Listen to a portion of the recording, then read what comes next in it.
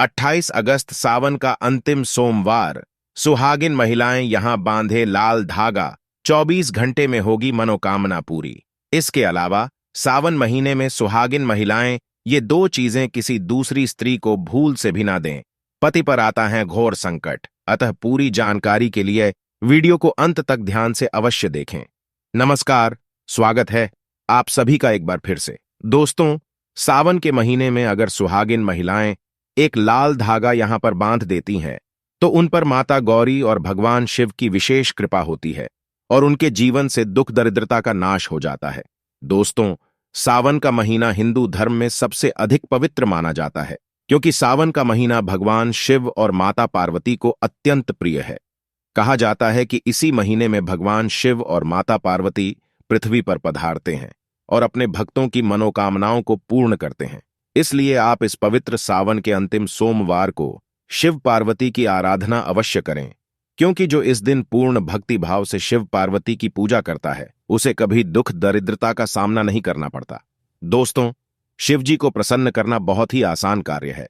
आप एक लोटा जल चढ़ाकर भी शिव जी को प्रसन्न कर सकते हैं। शिवलिंग पर सच्चे हृदय से ओम नमः शिवाय मंत्र का जाप करते हुए जल चढ़ाने से शिव जी तुरंत प्रसन्न हो जाते हैं। इसी कारण से उन्हें भोलेनाथ भी कहा जाता है। दोस्तों, शिवजी माता पार्वती के बिना अधूरे माने जाते हैं, इसीलिए शिवजी की पूजा माता पार्वती के साथ जरूर करनी चाहिए। कई महिलाएं सावन के महीने में मंगला गौरी व्रत भी करती हैं ताकि माता पार्वती उनसे प्रसन्न हो और उन्हें अखंड सौभाग्यवती होने का वरदान प्रदान करें। साथ ही सावन के महीने में सुहागिन महिलाओं को खासकर कुछ नियमों का पालन जरूर करना चाहिए। इस महीने में माता गौरी को प्रसन्न करने के लिए विशेष उपाय भी अवश्य करने चाहिए, जिन्हें करने से माता पार्वती निश्चित ही प्रसन्न होती है। सावन माह के सोमवार को हर सुहागिन महिला को मां गौरी की पूजा अवश्य करनी चाहिए और उन्हें प्रातःकाल में सिंदूर और लाल पुष्प अर्पित करना चाहिए। यदि आपके पति सदैव रोग से ग्रस्त रहते हैं, उनका स्वास्थ्य बार बार खराब होता रहता है, तो आपको यह उपाय अवश्य करना चाहिए। मां गौरी को लाल फूल अवश्य चढ़ाएं। यदि गुड़हल का फूल आपको प्रतिदिन प्राप्त होता हो तो सबसे उत्तम माना जाता है, अथवा आप कोई भी लाल फूल चढ़ा सकते हैं। लाल फूल के साथ अगर आप माता को सिंदूर भी अर्पित करती हैं तो उस सिंदूर में से थोड़ा सा सिंदूर अपने माथे पर भी जरूर लगाएं।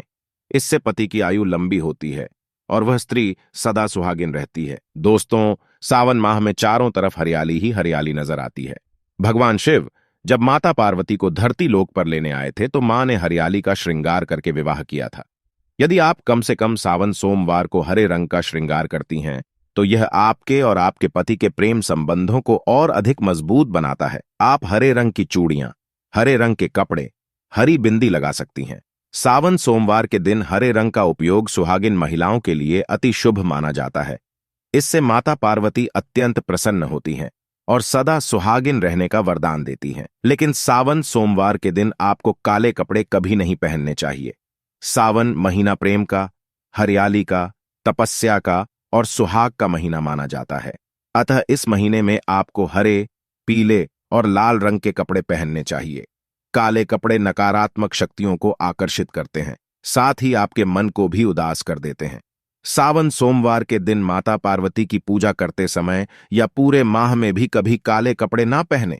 इसके साथ ही महिलाओं को सावन महीने में कभी सफेद रंग के कपड़े भी नहीं पहनने चाहिए, क्योंकि सफेद रंग विधवा स्त्री पहनती है, इसीलिए इस महीने में सफेद कपड़े पहनना भी अशुभ माना जाता है। साथ ही सावन माह में कभी भी सुहागिन महिलाओं को अपना गला खाली नहीं रखना चाहिए।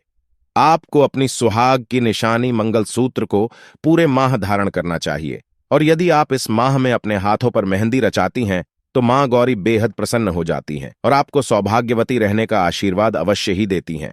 सावन माह में माता गौरी की पूजा और आराधना का महत्व तो है ही, और इसके साथ साथ आप यदि एक कार्य भी करती हैं तो यकीन मानिए आपके पति की तरक्की और खुशहाली को कोई नहीं रोक सकता, क्योंकि पत्नी के श्रृंगार से ही पति की उन्नति होती है।